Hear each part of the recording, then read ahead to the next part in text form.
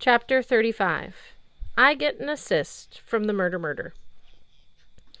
"Welp!" I said, which was usually how I started conversations about ways to save our butts from certain destruction.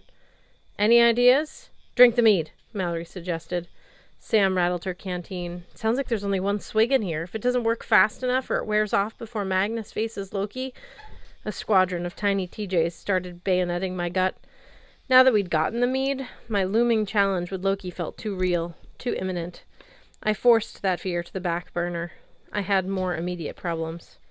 "I don't think poetry's going to help me with these guys," I said. "Jack, what are our odds in combat?" Jack said. "Baugi and Satang, I know them by reputation. Strong and bad. I can take down one of them, most likely, but both at once, before they manage to squash you flat?" "Can we outrun them?" I asked. "Outfly them? Get back to the ship for reinforcements?" Sadly, I already knew the answer. Watching the eagles fly, seeing how big their forms had gotten in the past minute, I knew they'd be on us soon. These guys were fast. Sam slung the canteen over her shoulder. "I might be able to outfly them, at least as far as the ship, but carrying 2 people? Impossible. Carrying even 1 will slow me down." "Then we divide and conquer," Mallory said. "Sam, take the mead, fly back to the ship. Maybe 1 giant will follow you. If not, well, Magnus and I will do our best against both of them. At least you'll get the mead back to the others." Somewhere off to my left, a little voice chirped, "The redhead is smart. We can help." In the nearby tree sat a murder of crows. That's what you call a group of them. You learn useless facts like that in Valhalla. Guys," I told my friends, "those crows claim they can help." "Claim?" squawked another crow. "You don't trust us? Send your 2 friends back to the ship with the mead. We'll give you a hand here. All we ask in return is something shiny. Anything will do." I relayed this to my friends. Mallory glanced down toward the horizon. The giant eagles were getting awfully close. "But if Sam tries to carry me, I'll slow her down." "The walnut," Sam said. "Maybe you can fit inside." "Oh, no. We're wasting time," Sam said. "Ugh." Mallory fished out the shell and opened to the halves. "How do I..." Imagine a silk scarf getting sucked into the nozzle of a vacuum cleaner, disappearing with a rude...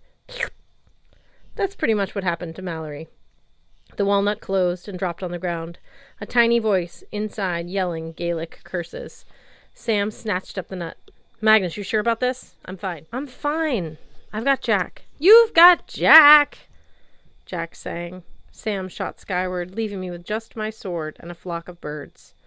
I looked at the crows. "Okay, guys, what's the plan?" "Plan?" cawed the nearest crow. "We just said we'd help. We don't have a plan, per se." Stupid, misleading crows. Also, what kind of bird uses the term per se? Since I didn't have time to murder the entire murder, I contemplated my limited options. "Fine. When I give you guys the signal, fly to the nearest giant's face and try to distract him." "Sure," chirped a different crow. "What's the signal?" Before I could think of one, a huge eagle plummeted down and landed in front of me. The only good news, if you could call it that, the other eagle kept flying, pursuing Sam. We had divided. Now we needed to conquer. I hoped the eagle in front of me would morph into a small, easy-to-defeat giant, preferably one who used Nerf weapons. Instead, he rose to 30 feet tall, his skin like chipped obsidian. He had Gunlaud's blonde hair and pale blue eyes, which looked very strange on a rocky volcanic skin. Ice and snow flecked his whiskers like he'd been face diving in a box of frosted flakes. His armor was stitched from various hides, including some that looked like endangered species: zebra, elephant, einergy. In the giant's hand glittered an onyx double-sided axe. "Who dares steal from the mighty Satang?" he bellowed. "I just flew in from Niflheim, and boy, are my arms tired." I couldn't think of any response that did not involve high-pitched screaming. Jack floated right up to the giant. "I don't know, man," he volunteered. "Some dude just swiped your mead and took off that way. I think he said his name was Hergnir." Jack pointed in the general direction of York, England. I thought that was a pretty good fake-out, but Satang only frowned. "Nice try," he rumbled. "Hergnir would never dare cross me. You are the thieves, and you have pulled me away from important work. We were about to launch the great ship Naglfar. I can't be flying home every time the alarm goes off." "So Naglfar is close, then?" I asked. Oh, not too far, Suttung admitted. Once you cross into Jotunheim, you follow the coast to the border of Niflheim, and... He scowled. Stop trying to trick me! You are thieves, and you must die. He raised his axe. Wait, I yelled. Why? Demanded the giant. Yeah, why? Demanded Jack. I hated it when my sword sided with the giant. Jack was ready to fight, but I had bad memories of Hrungnir, the last stone giant we faced. He hadn't been easy to slice and die. Also, he exploded to death. I wanted every advantage I could get against Suttung, including the use of my murder of unhelpful crows, for whom I had not yet thought of a signal. You claim we're thieves, I said, but how do you get that mead, thief? Suttung kept his axe suspended over his head, giving us an unfortunate view of his blonde underarm hair in his obsidian armpits. I'm no thief. My parents were slain by 2 evil little dwarves, Fjallir and Gjallir. Ugh, I hate those guys, I said. Right? Suttung agreed. I would have slaughtered them as payback, but they offered me Kvasir's mead instead. It is mine by right of Weirgild. Oh. That kind of took the wind out of my argument. Still, that mead was created from the blood of Kvasir, a murdered god. It belongs to the gods. So you would make things right, the giant summed up, by stealing the meat again for yourself and killing my brother's thralls in the process. I may have mentioned that I don't like giant logic. Maybe, I said. Then a stroke of genius. I thought of a signal for my avian allies. Eat crow! Sadly, the crows were slow to recognize my brilliance. Suttung yelled, Die! Jack tried to intercept the axe, but it had gravity, momentum, and the force of a giant behind it. Jack did not. I dove aside as the axe split the field where I'd been standing. Meanwhile, the crows had leisurely conversation. Why did he say eat crow? One cawed. It's an idiomatic expression, another explained. It means to admit you're wrong. But why did he say it? Asked a third. Rawr! Suttung yanked his axe from the ground. Jack flew into my hand. We could take him together, senor. I really hoped those were not going to be the last words I ever heard. Crows, one of the crows said. Hey, wait a minute. We're crows. I bet that was the signal. Yes, I yelped. Get him. Okay, Jack yelled happily. We will.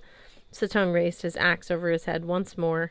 Jack pulled me into battle as the murder of crows rose from the tree and swarmed Suttung's face, pecking at his eyes and nose and Frosted Flake's beard. The giant roared, stumbling and blind. Ha ha! Jack yelled. We have you now! He yanked me forward. Together we plunged Jack into the giant's left foot. Suttung howled. His axe slipped from his hands, the heavy blade impaling itself on the skull of its owner. And that, kids, is why you should never use a battle axe without wearing your safety helmet. The giant fell with a thunderous thud, right on top of a pile of thralls. The crows settled on the grass around me. That wasn't very chivalrous, one remarked, but you're a Viking, so I guess chivalry doesn't apply. You're right, Godfrey, another agreed. Chivalry was more of a late medieval concept, the third crow cawed. You're both forgetting about the Normans. Bill, just stop, said Godfrey. Nobody cares about your doctoral thesis on the Norman invasion. Shiny things? Asked the second crow. We get shiny things now? The entire murder peered at me with beady, greedy black eyes. I only had one shiny thing. Jack, who was presently doing his victory dance around the giant's corpse, singing, Who killed the giant? I killed the giant. Who's a giant killer? I'm a giant killer. As tempting as it was to leave him with the crows, I thought I might need my sword the next time a giant had to be stabbed in the foot. Then I glanced at the pile of dead thralls. Right over here, I told the crows. 9 extremely shiny scythe blades. Will those do? Said Bill. I'm not sure where we would put them. We could rent a storage unit, suggested Godfrey. Good idea, said Bill. Very well, dead mortal boy. It was nice doing business with you. Just be careful, I warned. Those blades are sharp. Oh, don't worry about us, squawked Godfrey. You've got the most dangerous path ahead of you. You'll only find one friendly port between here and the ship of the dead. If you can even call the fortress of Skady friendly. I shivered, remembering what Njord had told me about his estranged wife. It's a wretched place, Bill cawed. Cold, cold, cold. No shiny things, like at all. Now, if you'll excuse us, we have to start picking our way through all these carrion to get to those shiny blades. I love our job, said Godfrey. Agreed, squawked the other crows. They fluttered over to the pile of bodies and went to work, which was not something I wanted to watch. Before the murder could murder themselves on the scythe blades and blame me for it, Jack and I began our long hike back to the big banana.